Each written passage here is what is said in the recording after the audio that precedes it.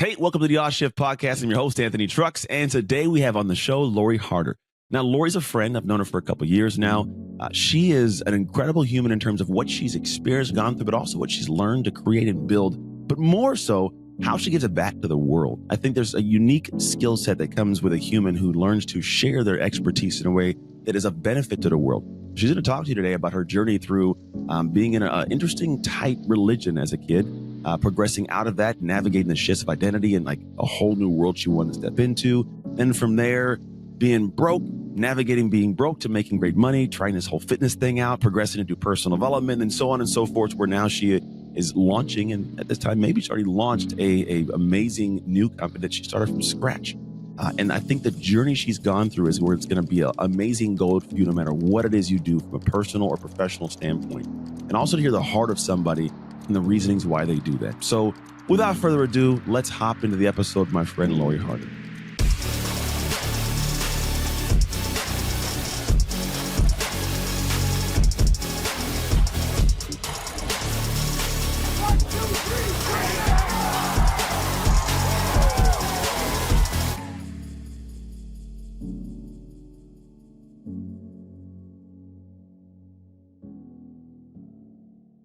Hey, so welcome back to the show. I'm here with my friend, and I could actually say that, my friend. A lot of people I hop on, I go like, it's my new friend, but I'm lying. This is my friend. We know each other from not just, the ethers of the internet. So welcome to the show, Lori Harder. How are you? I'm so excited to be here. This is like an adventure. Good. Right? I don't know what's going to turn into. It's going to be fun. Whenever I'm in loose mode. Here's why it's been a long day. Last couple of days have been long. And so I get to that foggy brain. Not that I'm like not here, but I'm like, I don't care what happens. We're just going to let it ride. We're going to just see what it turns into. So here's the question I start the podcast with. I'll try and talk a lot less after this, but here's the question. I'm walking around town. I happen to sit down at a coffee shop. There's a beautiful woman sitting next to me. It's you. I don't know you, but for some reason you feel compelled to turn and start talking to me. In your own opinion, you call it non-humble. Why should I listen to you? I would say you should listen to me because I've been able to do something with my life that's extraordinary. And I was a kid who didn't think that would be possible. Boom. Hey, that's one of the better answers. Most people go, maybe you shouldn't listen to me, and I got to dig it out of you. So well done. Maybe I'm a little more too confident. We'll see. No, I don't think there's too confident. I think we need people that know what they do well to guide those who don't feel confident with what they do well, right? So I love this. So let's talk, what is it you do well? What is the thing that you got in the experience of life before we figure out kind of, the back part of it? I'd love to know what makes you dope. Well, it's interesting. I think there's a few things I do well, but I think they were created out of initial survival tactics, but then turned into the realization of, hey, even though this came from a point in my life that was maybe a major challenge or a struggle, it's now turned into something where once you can hone in on that skill set, you can learn how to use it in other things. But I definitely think that I've been good at learning, like reading people, understanding people, and getting people enrolled into a vision, but then also being really highly aware of what I'm not good at and surrounding myself with people to cover those skill sets. That's good. That's not always an easy thing to do, though, because most people, their ego won't allow them to get anybody else to come help them. Was it always that way for you? Was there a journey to that place where you could actually ask for help from other people and tell them, hey, I'm not good here? Oh, yeah. I especially, Anthony, like back in the day, like even think like early 2000s. I feel like I remember because I was in the fitness world for a really long time. And I remember thinking before I had success in the fitness world, I would read these magazines and it was like there were no imperfections in any of the people that I wanted to be like. I would want to be like the women on the covers and the women who were doing all, winning all these fitness accolades. And I'm like, I will never be like them because I'm not, I didn't go to college. I don't have this. I'm not this athlete. I'm not this thing. There was so much like, I thought that they were doing it all. I thought that they were all perfect. I thought they had all of the accolades. So I thought that I was supposed to learn it all. I thought that I had to know all of the skill sets. I thought I needed all of the education. So in the past, it was really like, I really feel like that's what the world was putting out there is that you need to be the expert of everything.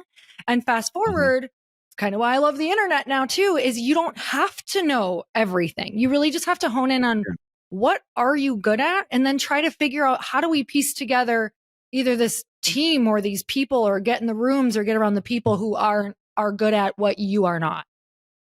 I like that. And that's definitively true. I think if we can tap into what we're good at, then we can do more of that. And then most people go, oh, I like that you do this thing. There's a sweet spot where you do something that you're good at and you love to do, and other people love that you do it. Like that when you cross into that little zone. But I don't think a lot of people are ballsy enough to go to do that. Like, even if you are good at something, it's a whole other monster to go, hey, world, come pay me money for this. Or, hey, world, come hire me for this kind of thing, right? How did you get to the point of going, hey, I'm good at this, and I'm going to go actually say, hey, you should pay me. I'm valuable for this area. Well, I think the first times that I got paid for something was out of pure desperation. So, and this will be my question to you after this, because I'm always wondering, do people have to, can you still be successful even if your back is not against the wall? Like, how can we create those moments? Because out of my big moments of success, it was because my back was against the wall, or because I was really sick and tired of being in a certain situation, or bankruptcy, or whatever that was. So for me, the first time that I realized that maybe I was good at something, it was because I had to get good at something. I had to make a living for myself. And so when I had first gotten married, Chris and I, he was the initial breadwinner. And so I had this time in this space to kind of be like, what do I want to do with my life? We were really young. I was 24 when I got married, but when I met him, I was like 21. So still in that phase of like, what do I want to do? I've got this time. I can figure this out. I was dabbling in different things because I did not graduate high school, and I had not told anybody about it.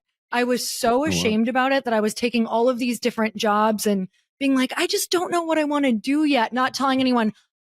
I don't have the education. I can't even fill out this job application, like, honestly, for the things that I want to do. So what happened is I was in total fear. I was hiding. I was like not even allowing myself to play bigger or do the things that I wanted. I had these dreams of being this fitness person and owning a gym and wanting to be on magazines, except I was totally not even dabbling in that because I was so ashamed of the fact that I did not graduate high school. I didn't even tell my husband until like we were married. Like, that's how ashamed that I was. And so for me, it wasn't until I was married and then my husband lost his job and we lost our home, we lost our cars, our backs were up against the wall, we were like $300,000 in debt, that I said, oh my God, what the heck can I do where I could make any money? How can I figure this out? And at the time I was working out, I had loved fitness. I had brought myself along my own transformation, started working out literally at 8 years old, had workout videos, would do my older sister's workout VHS tapes. Like, if you even know what that is, this just gives you a little bit of an idea. And so from there I said, well, I got my own transformation. I think that maybe I could go start to figure out how to train people. And so that was the first time that I was like, I'm kind of good at this. I had my own transformation. Let's do it. So it was truly out of a need of like, we need money. What can I do? There's so much pressure on my husband. I just watched him crumble as a human being because his identity went with that particular, when he lost his job, it went with it. And so it was just that moment of like, do or die. Like, I have to do something. The off shift moment. Yes. Like, it's off shift good or off shift bad, right? It's like, what do you do? And I talk to that same thing. I call it, it's either on demand or when crap hits the fan. And it's hard for us to figure, because I do know there's situations where I go, I want something, right? But it's not hard enough to make me stay disciplined or make me take the action or get past when your back's against the wall, it's a great motivator, right? But I think it'd be nice to not have to get there to move, right? Because I think that those dormant skills were always in you, but it took something else to activate it. So it'd be nice if you could activate it. Now, I think there are ways to activate it. I just don't know how easy they are or how much people are willing to do them until they're in a position. Now, here's an interesting thing, though. I find that if I sit with somebody for maybe 35, 45 minutes, right, a good hour, and I was really to poke into the situation, I could create that urgency from a reality of, I'm in that place now. We think our back against the wall is like, all the things are going loose. Sometimes you're sitting there going like, do you really like your job? That's all right. No, do you really like it? No, I hate it. And every time I go to work, I feel like I'm drained inside and I'm pretty much losing my soul. And because of it, I'm coming home and my wife's got an unhappy husband. And so unhappy husband, unhappy wife. And then I feel like there's darkness there. And my kids, they look at us and go, this is a horrible relationship. They're going to mirror that later. And you start thinking about it and go, damn, I got to change something. right? And so the extrapolation could be sometimes that moment that we're waiting for to be like, nah, I am kind of against the wall. I'm just enduring crazy when you don't have to at times. Mm-hmm. So that's a tangent by my brain. I like this conversation so far. So you're in this space, and obviously you alluded to your husband, Chris, who's an awesome guy. He's got a cool company. It's coming out. I don't know if it's actually out yet. I know there's some things moving in the background. You've made some cool products, which is awesome to watch. We both think they're shared a stage together, I want to say, for Tony Robbins and Dean at one of the events they did locally. Mm-hmm. And so we have some good experience. That I know you to be a great-hearted, amazing servant kind of human, but that doesn't come accidentally, right? There's a part of you that led into that. I'd love for you to share, because before you said, I wasn't supposed to be doing this. Now I get part of the story is I didn't graduate high school. Is there any other part prior to that or led up to that you go like, because of that, I lean in with gratitude and do great now? So I was raised in a really small town, and I was also raised in a more restrictive religion. So take a small town and then take a religion where our congregation had 114 people. And I wasn't allowed to hang out. We weren't allowed to associate with anyone outside of that religion. So I was homeschooled in this religion, did not have a social life whatsoever, meaning then I was homeschooled through high school. So it's like small to smaller to smallest. And I went door to door my whole life. So I preached and knocked on doors and sold the Bible, which selling the end of the world doesn't sell super well. So, which now I feel like I can sell anything, because I was like, hey, I was selling, Armageddon, and I can do this other thing. So it's totally fine. And I'm so grateful for this experience in my life, truly. And at the same time, for the feelings that I was feeling as a teenager. I remember the second I turned 13 or 14 years old, I started to feel like there was something in me that I was going to do something bigger. Don't know what that means. Didn't even know what bigger meant. It just meant that the reality that I was living in was not allowing me to do the thing that I wanted to do. It felt like fitness, leadership, something like that. And that wasn't something that for me was going to be possible within the religion that I was in. And so when I turned 18, I ended up leaving the religion, which was one of the most challenging things I had ever done, because when you leave the religion, it means that you've left everyone that you've ever grown up with. I did not have another person outside of that, or even an idea of what reality was outside of that, because I had never been allowed to go outside of that particular religion. So for me, I think that all of the work that I do now translates back to those moments, because I think we're always having to transition from a current reality into something that's unknown, fearful. We don't have the people yet. We don't have the community. We don't have the tribe. We don't have the skill set yet. We don't have the know-how. It's so uncertain that you can't even picture it. And I take that initial experience of like, well, I don't know how this is going to go. I don't know anyone. And I potentially am now going to be disowned by this entire group of people into this other world. And I take that, I'm able to viscerally capture that feeling and speak to those people. Like, I know what you're going through, whether it's just a job transition or whether your family doesn't support you or whether you're leaving your entire life behind. Like, I can fully understand where they're at. And I think that that is what has made me successful and also very passionate about talking to those people. I get it. That's why I would listen to you talk in a coffee shop, right? Because you're right. I mean, the work I do is an identity also. And I'm hearing about your first identity shift. Like, this is where I was and I wanted to go do this thing.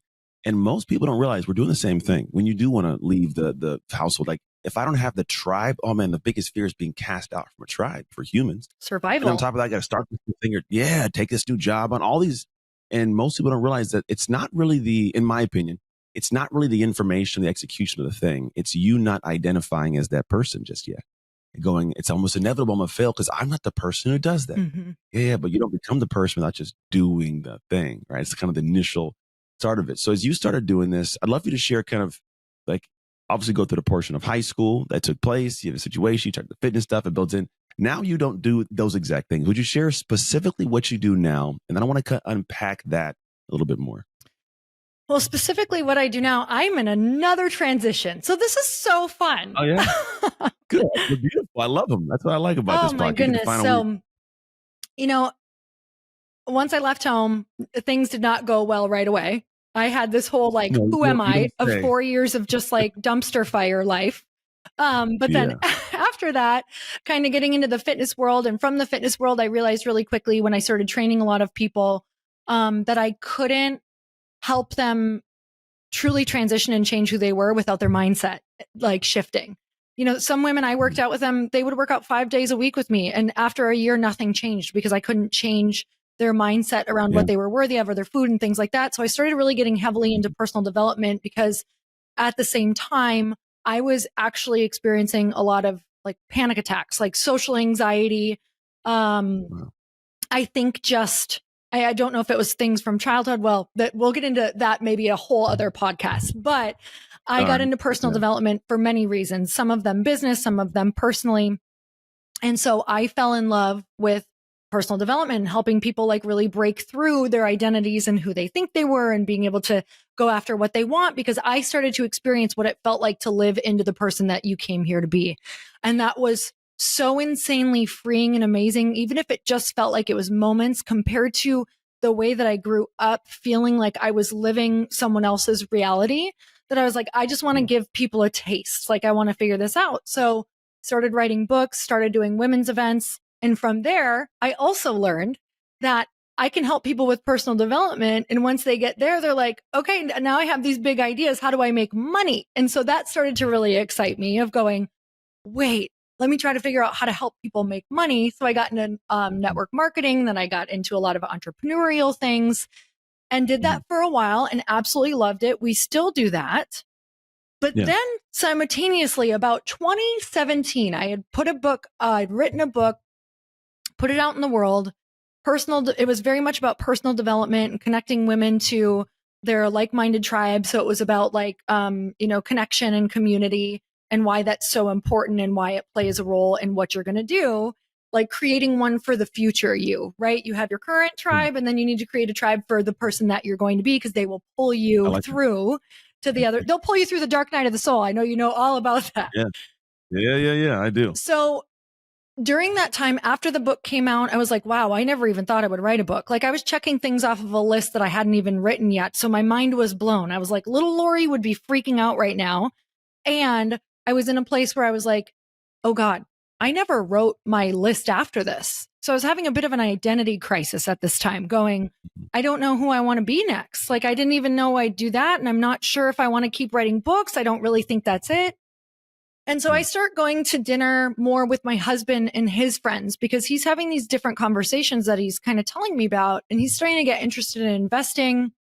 And some of these people are talking about these different companies that they're building and selling companies. So I decide, we're living in LA. I decide I'm like invite myself along to these dinners with all these guys. Smart. And I'm sitting and listening to these conversations, and I'm really highly attuned at this time to how much money can move the needle in the things that you want to do and for other people. Meaning I really believe that money can make one of the biggest impacts that we want to make. It can change a lot of things. You can help a lot of people's lives. You can teach a lot of people. You can invest in businesses. You can start businesses. And so I'm sitting here listening to these conversations, and one guy's like, yeah, I just sold my company for $300 million. And I'm thinking of starting this one. And they're talking about these different deals and deal flow. I'm like, what the heck is deal flow? Like, what are you even talking about? And they're sharing with each other, like all these different things that they want each other in on to be successful. And I'm like, this is not happening in my female friendship dinners right now. Like we are not having this conversation. I'm having more conversations like, yes, they're loving what they're doing, but they're feeling very capped. They're like, I can't seem to make more money than X. And even though I do this launch and I'm putting all this in, and now they were a little bit burnt out and feeling like I can't make it past this certain mark. And while the money they were talking about was bigger money, these women wanted to start funds. They want to start giving back in a huge way. They want to start building like a bigger version of dreams. And so I had this moment of, oh my gosh, why am I getting this download right now? Like, I really believe God was like, oh, guess what you get to do? You get to go learn how to do this so that you can bring this back to these other women. So I started to think of a company that I wanted to create. And then I started to raise money for it and got all female investors, because what better way to teach women about investing than to have all female investors? And at the time, I didn't really hear of any other companies who had 50. I ended up raising $2 million from 54 female investors for a Mhm. female-centric company that will be launching Yeah. soon, because we had a pivot in there, which was real fun, really Dark Soul of the Night type stuff, which we can talk about. Yeah. Are we allowed to talk about what the brand is? We I can think I now. know what it is. We can Oh, we now. can? Okay. It's it is a beauty hydration product. So essentially it's hydration that goes after your skin without all the sugar and salt. Okay. With one of the clinically proven probiotic that's like freaking amazing. So amazing ingredients. I'm very, very excited for it to come out. It should come out October, November timeframe. But that was the download that I got. And I'm like, why me? And also how cool and also how scary. So that's what I'm doing now. But it has been, I thought that I had hard moments before, but this has definitely been, I think this one just felt like maybe I've jumped 3 to 5 steps before. This one felt like I didn't even know where to jump. Like it just felt miles and miles apart from who I was. How'd you do that then? Because I'm hearing this and I have like I'm getting little goosebumps. I'm dead serious. I'm really getting it's cool because my brain's going like I have a million questions, but I want to make sure the questions go in the right order to get people to get it. What made you actually think that you could take that money from people and go, I'm going to make it be successful? Okay. How long is this? All right. Yeah. This is a soul journey. So first of all, to even get to that place where I could feel that feeling of how can I do this? I was in a place going like the what's next place. And I have gotten really good at playing like the game where you fast forward your life by like 3 to 5 years and like really sit in that feeling. And so I was like, no. Like, yes, I want to do this, but that seems way too scary. And that seems something that like 10 years from me now should be doing it. And I had a couple thoughts like, did Sarah Blakely stop herself when she cut off the legs of those pantyhose and was like, this is a great idea. And this feels like my calling. Did she stop herself and say, this feels really huge. Maybe like this is for the future me. No, she was just like, I'm going to do it and put it together. So I had a bunch of those thoughts and I collected proof. So I'm really good at collecting proof. I'm like, okay, she was no different than me in the beginning. Like really, really look at that and don't compare it to the her now, compare it to the her then. I'm like, she did not have a bigger network. In fact, I probably have a much bigger network than her. Like you have to look at all of those things, meaning the her then compared to the me that I was about to leap into this decision with. And so I collected evidence. And then I also said, okay, if this is something that I want to do, why would I ever wait on this? What am I gonna learn first? What am I gonna do first? Because I have learned that learning happens on the job. Like there are a million people who start things like this every single day. And do I think that am I someone who can put together, like, am I resourceful? Am I someone who can put my ego aside and ask questions? Am I someone who can know when I'm failing and sucking and ask somebody who's smarter than me for help and where am I going wrong? Am I someone who could potentially put together a team? And I was like, I answered yes to all of those. And you have to understand this isn't done all at once. This is literally done one step at a time. And I think people get really overwhelmed thinking it's going to be all at once. And the other thing I thought was, I'm not like, if I don't do this now and I want to do it, what am I going to wait for? Like, am I going to write another book and then be in the same place where I'm like, that wasn't the thing that fulfills me and I know what it is, but I'm avoiding it because it's scary. And I have already avoided things that are scary. And I know that it just causes the most immense pain of your life. When we put those things off, once we know, when we're like, oh God, I know I'm supposed to be speaking on a stage. I know I'm supposed to be writing a book. You literally choose a self-inflicted, painful prison whenever you put that off. Like you're just setting yourself up for a very painful life. So I was like, oh, I've already chosen that path. It's horrendous. It's going to haunt me every single night at about 2 a.m. I'm going to have anxiety. I'm going to start doing weird habits again, like eating way too much food and going to the fridge at 3 p.m., 4 p.m., 5 p.m., wondering what's wrong. Why do I feel empty? Is it my relationships? No, it's because you should be doing the thing that you know that you're avoiding. So that is how I got to a place of like, I don't want that life. I don't want to live in resistance and avoidance anymore. So I'm just going to move forward on it. The direction. And the unfortunate part is a lot of people have those similar things, but you're right. They drink it, eat it, smoke it, sex it away. And it's all of a sudden it's like the soul of you knows something's off, but then you don't actually take the inaction, habits and actions you're supposed to take to move it forward. So I love this part of it because that's I think the true journey of it is you don't have the confidence to start. You build it along the way, damn near, Mhm. and you create something cool in the process. So let's say someone's sitting there going, "All right, this sounds good. I'm not that person. This sounds good, but Lori's special. Lori's gone through this stuff.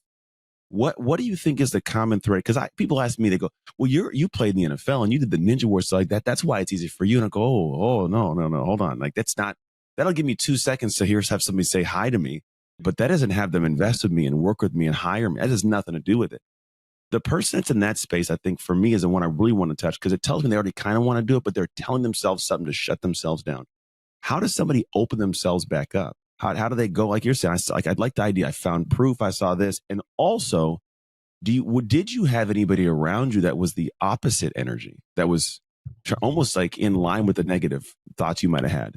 So I think this question is really important to like rewind because I learned really quickly that your environment is stronger than your willpower. And I learned this when I lived at home, even when I was trying to change my diet, meaning your environment is the people in it.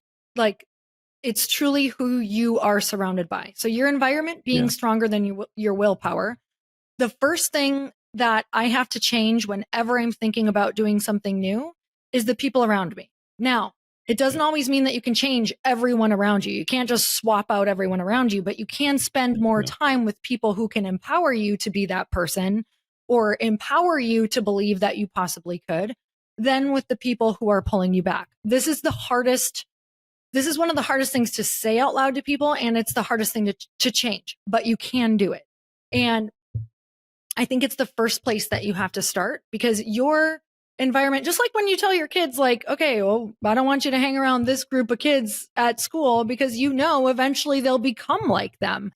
And so it goes the same way with if you want to be able to think that something is possible for you, go be in rooms full of people who think something is possible. And your beliefs will become like as far as their limiting beliefs go, you will either adopt others' limiting beliefs. So make sure that you put yourself into a room of people who think anything is possible. And so that's really been what has changed for me is from the beginning, even with fitness. When I first wanted to do fitness competitions or be on magazine covers, I went to a fitness camp and I joined a fitness team. And what happened is that group think I realized I met so many women who were exactly like me, who came from the same Yeah. thing, who had overcome a ton. And so it busted all of my beliefs and being so tapped into them because we had to meet like on certain bases. That is what has always changed me. So even when I went to, when we first started network marketing, people were like, you can make all this money in network marketing. And I was like, no, you can't. Like this, my whole life, Ponzi scheme. I was like, no, You still hear it. I was like, this is terrible. You can't make money from this. And the person who was trying to get me to do it was like, just come to one event. And I was like, oh, hell no, I don't want to do that. Like these people are crazy. They wear pins. They do all the things. Like Yeah. like my family's going to disown me Yeah. because they're going to try to sell them stuff. And so I Yeah. go and all of a sudden I'm just like, I'm watching these women walk across the stage. Mind you, this is when we're in a really bad place too. Like we need money. I'm watching all these women Yeah. say, where they came from, what they were doing. And I'm like, wait, they're like in a way rougher situation than I was, or they were. And they just Yeah. busted my belief. And all of a sudden, in a matter of 2 days at an event, I went home with more belief and possibility because I just got totally immersed into it. So for me, it's like environment, immersion, people. That's always what it's been. I just fill my brain with it. Podcasts, books, people, events. I will pay with money I don't have yet to go and be in that because I know the power of it. I like it. And I agree with it because it's something that builds you. I look at the identity of who we are as humans, and I believe that all of us, we are who we are through experiences. It's what we've done and what we've gone through, right? And it's the only thing that wires us neurologically, psychologically to become what we are today. And so it's subjecting yourself to situations, like you said, going to that. Because without going to that, there's no way you experience what you experience to rewire that belief system, which it leads me to another thought, because that's like an unexpected positive. And what you're doing now, what you've created, the journey to doing that, have you found, or maybe we can recall now, any unexpected, amazing things that happened that you're like, I never would have known this would be part of this. And I'm so glad that I now know.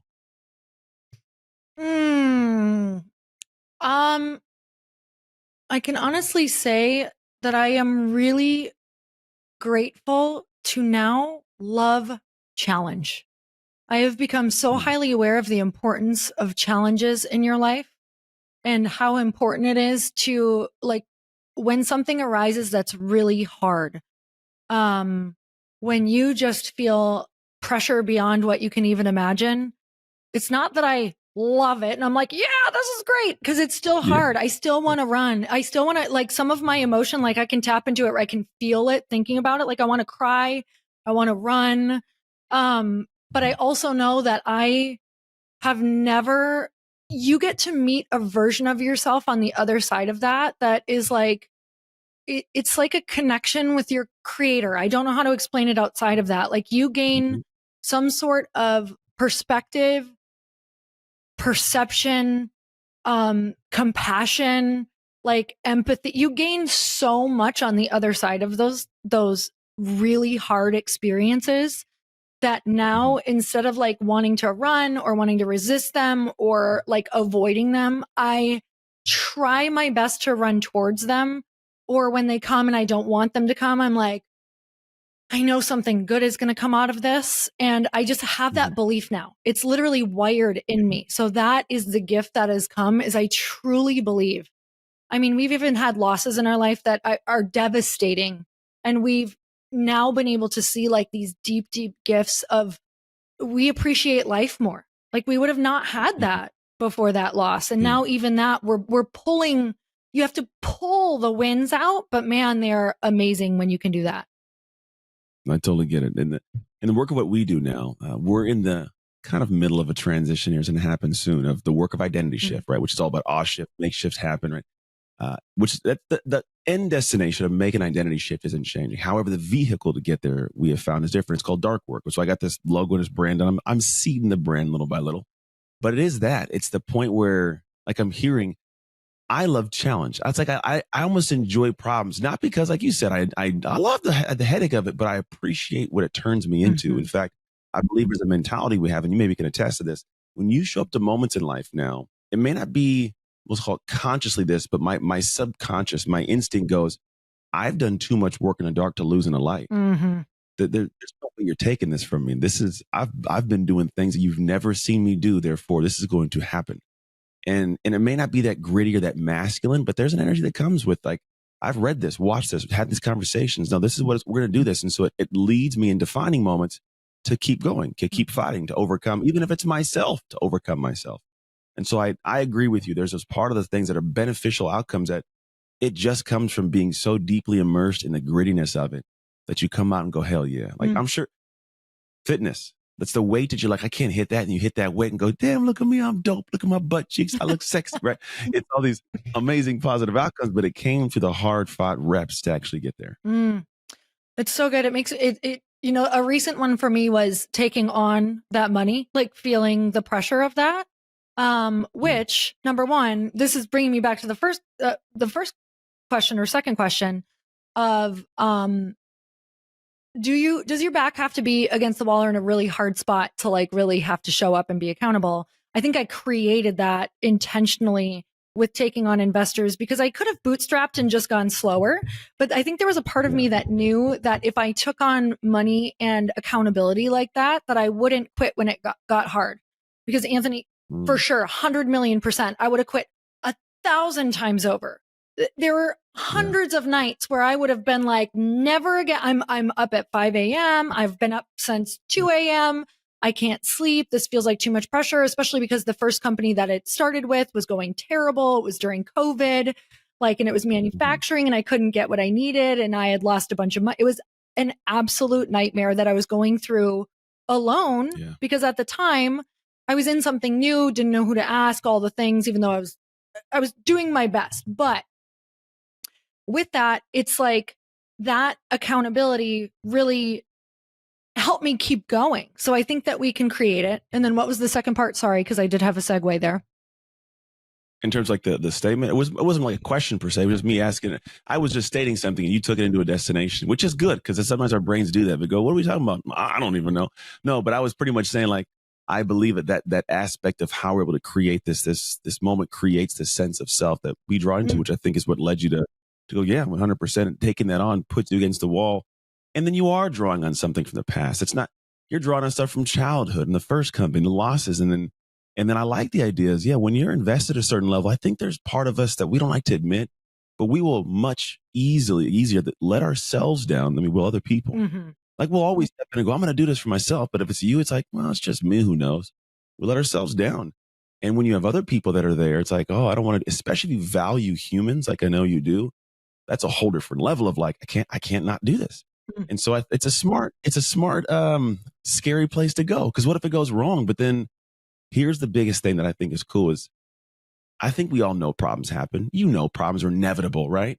But then when you've done the work you've done, you show up to the life you're living and you go, hey, I'm willing to take that on because yeah, there's problems coming, but I bring me to those problems and I trust me to handle them. Mm, Different way of living. that's so Because good. we're all going to have those things, but I think it's where also life is lived too. You get to find out what you're truly made of. So as you create this, what's the hope for it all? Because I get that, it's a hydration drink. Is it to sell the company and try to do something new? Is it to find a new vehicle? Because I think what's cool I'm hearing in your life is you have this ability to step into something, but be open to what the next thing is that's presented to you only once you step into this thing. What are you finding, seeing? Is your heart being like tugged a little bit? Are you still locked into this? Like where are you at in that kind of space now? Oh, I love this question. Thanks for asking. I would love to sell it, but also because I want to. There's a couple things with it though. I have some ideas for what I want to create within it. I really want to kind of wanting to set it up a little bit like network marketing, but not network marketing. So be able to pay women through this company and see how this new kind of program that I want to create within this company could work and how it could potentially work for other people who are setting their companies up like this. Cause I think the world is just shifting and how we think of marketing needs to really shift. And I think that people ultimately, just from what I've learned in, everything that we're in and in network marketing I think people just want to be in community. And I think that we can do that within our businesses, not just on a Facebook page or not just like, hey, you're a part of this community, get your coupon code. Like, what does that really mean? How could we create these things for people? Like, how could we help have our businesses potentially create income for other people? So I'm very excited about that. But then within that as well, would love to sell this company and then also help more women learn how to invest in each other. And so that we always know there's always another idea. You can always reinvent yourself. You can always create your big dream. And there's not, when it's demystified, when it's actually being talked about, it becomes much more possible. And I think there's just so much like unknown around what does it mean to create a company? What if you have this product idea? What is that? Like I I want to reveal the possibilities within that arena. I like that. It makes complete sense. Like do it and then like, hey guys, here's what I did. Hmm. Here's what you can do it too. That's kind of the cool part about life, man. Especially when you're a person like yourself who has a good following and they're dialed in, they're locked in who you are. It's almost like you're living life. They're watching and going like, oh, cool. Like, and then you go like, here's how I did it. And they go, oh, cool. I'll try it. And then you can teach them, and then it's everybody wins because you get to give, you get to benefit, they get to learn, they get to benefit, and it's a kind of cool climb. I do want to make sure we don't end this in a space which is all business because there's a part of you, it's like humanness, right? This is, if you guys ever get a chance to hang out with Lori, she's an awesome human. She just hangs out. I think people don't comprehend the people you follow are like genuinely real people. Like we come around and we hang out and we talk and we chill and like there's a beauty to that. And I don't think everybody gets a chance to always see that because, we understand who we are and our brands. And so I'd love for you to share, like, I explain this the human of you. You like what are your personal things that you experience or you have a husband, you guys travel, you're fairly nomadic, right? You got a couple of dogs. I think you guys added a dog, if I'm not mistaken, recently. You kind of go and live your life. And we're talking about business. I know the idea of that's you enjoy and you love doing that also, but you also are human. Like you're a daughter and you're a wife, and these things are all part of it. How does your life kind of as a whole collectively move and groove? And are there any lessons you'd want to pass on to people who are trying to accomplish similar success, but also not burn down the rest of their life while they do it? Oh man. Well, from someone who burned down part of their life thinking that's how it had to look, it does not. I've now spent this other part of my life trying to like go, oh, what is like a more balanced life look like? And what I've learned out of that idea of what does a more balanced life look like? It was for me understanding that there are like the rocket ship moments where you're trying to launch something or make something work. And that's when I have a lot more conversations with people of like, understanding of this is where I'm at, like really sharing where I'm at in my life with them. And then also knowing when it's like a season of, family or a season of a little more downtime. And so I think my life works in ebbs and flows, and so does Chris's. And we really value time with family. We really value fun. We really value time together. And we really value business because that is also our life's purpose. So we try to combine those also as much as we can. We have family that actually works with us, and that is a lot of fun. We run events together. So our family is typically always at our events. So it's like a whole family affair, which actually feels really fun. I'm pretty sure for all of us. We've asked and they say it is, but they could be lying. You never know. But I think that that's been the biggest thing is really open conversations about we all understand why we are doing the things that we're doing. Like everyone in our family knows that Chris and I have to do this because it's how we're wired and it's our life's purpose. And those conversations actually had to be had years ago because we were told at some points, even we've shared this story, but by parents, like you guys have your priorities all wrong. You're being selfish. You don't spend enough time with the family. And so it was a big falling out. We actually had moments where we were like, maybe we just like say, screw you guys. You don't get it. We don't want, we can't struggle anymore. Like we just went bankrupt. We have to get out of this. Like we knew we had to break a pattern because it's not what we wanted, but pattern breaking can take all that you've got and then some. And so for Chris and I, in order for it to look how it looks now, we've had a lot of hard conversations. We've had conversations about, we could really use your support right now. We're in building mode. We want to have a family legacy. We have really big dreams. We want to buy this. We have a dream of buying a lake house where you guys come for the summer and you don't have to worry about it because we've paid for it. And this was a real conversation that we've had. So I think it's like ebbs, flows, conversations, dreams, bringing everyone in together. That is our whole life. I like it. I think I'm fairly similar in a lot of aspects. I think it's a little bit nuanced because I have children in a sense of like I want their life to be super amazing and cool, but I don't want to get to the point where I go, well, I'm just going to live a life to make their life cool. I know the best way to do it is to be an example of what a damn cool free life looks like. So I have an interesting rhythm I create for how like I go and do my thing and travel. My wife, she does her thing, track and all, but my kids have their things and we balance all of it like crazy people. And yes, the rest of our family, we're psychopaths. We're the weird ones, like it's just a very interesting, like we don't drink, we don't do that kind of, we don't go party and hang out. It's like, you guys are different. No, we're not. We just have an idea, but you're right. So we try to create moments and situations to make the family be at peace when we're together with them and enjoy what we have going on. And it is something where sometimes they don't get it. But it took a lot for me to realize it wasn't a knock on me. Because here's the thing. I think what it usually comes out as with other people, especially my family, you can attest to it. It's not that they don't say like, I don't support it. It's like they knock it because to knock it makes them feel better. I don't know why. And so either that's like to say, yeah, they're doing it cool, or they knock it to bring it back down and go, we don't have to do any of that. All I have to do is go, you're happy, you live in your life. Cool. I'm happy living my life, right? How do we find a happy gray medium to meet at? Like, how do we connect and have that? Because if you're happy and I'm happy, why can't we just be happy? You don't have to judge who's doing what wrong or right. We'll just be great. And so that grooves. And now you have a cool life. And I get to be peaceful, enjoy my craziness and travel out and tell strangers all about my intimate, deep parts of my story. Right. But it makes my life fun. And so I get that. And I appreciate that. And I love where your priorities are at. I think when you make your priorities of life the priority, you're at a joyful place. So you serve from a way better place. Like if I was battling my wife in this, I wouldn't be as peaceful and happy and joyous as I am, but she gets it and I get her stuff, right? And family and friends. And so because there's that, I can be the fullest me in all aspects of expression of my identity and life becomes amazing.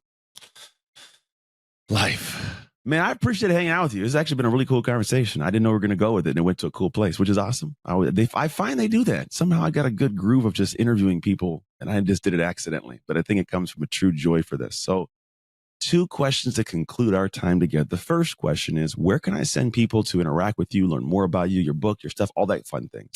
Well, thank you so much. This was so fun. And I think it's because you're truly just curious about people. So thank you. This was so fun for me. You can go to loriharder.com for pretty much everything. I like it. Smart. That's how I do it. Go to one place. Yeah. Don't get lost. Second question. What promise did God or the creator make to the world when they created you? She's going to be your permission to do anything you want to do. Heck yeah. I don't think I've ever heard that one before. That's a winner. Ding, ding. I wish I had sound effects. I could make like some sound Ding, ding, effects in ding, this ding, stupid thing. I don't have any stuff. What do I got here? Is there like an applause? Ooh, Yeah. I need that in the That was the morning applause. when I get up. You're right. They got these little devices, a bunch. Listen to this weird thing. Hello, my name is Anthony. Isn't it crazy? It's a bunch of weird, cool. It's a bunch of funny things. I used to have one that could hit a button and would go, "Oh shit," and make a bunch of noise. I can't. You got to bring that one back. Might have to do it. It's been a blast. Seriously, a pleasure hanging out with you. You guys who are tuned in, listening. If there's something that you learned that is beneficial or could be, apply that thing as fast as you can. The ability to take information, translate it rapidly to action is really what separates those who are good from those who are great and highly successful. Just do the thing. If you know somebody in your life and you go, God, this episode, they got to listen to it, could help them, and you can't seem to reach them because you're too close, hit the share button and send it to their inbox or their phone or whatever it is. Let them listen to it. And make sure you guys head to LoriHarder.com, LoriHarder.com. I think I said it. I went fast. I almost messed up. That's it. Thank you for hanging out again, Lori. And as always, you guys in the world, make the most of your shift moments. You can make shift happen. It's Anthony Trucks and Lori Harder signing off. Bye. Hey, thank you for tuning into the Shift podcast. I pray that we gave something amazing to your life. And if you found this episode served you in some way, I would love if you could share it with people you know, people you love, as well as your community, because you never know who needs that simple little seed that can grow into something amazing for their life. And the actual training doesn't stop here. If you want your free copy of the show notes sent to you after every episode so you can get the major points consolidated down, simply go to textanthony.com and message the word notes. Till next time, make shift happen.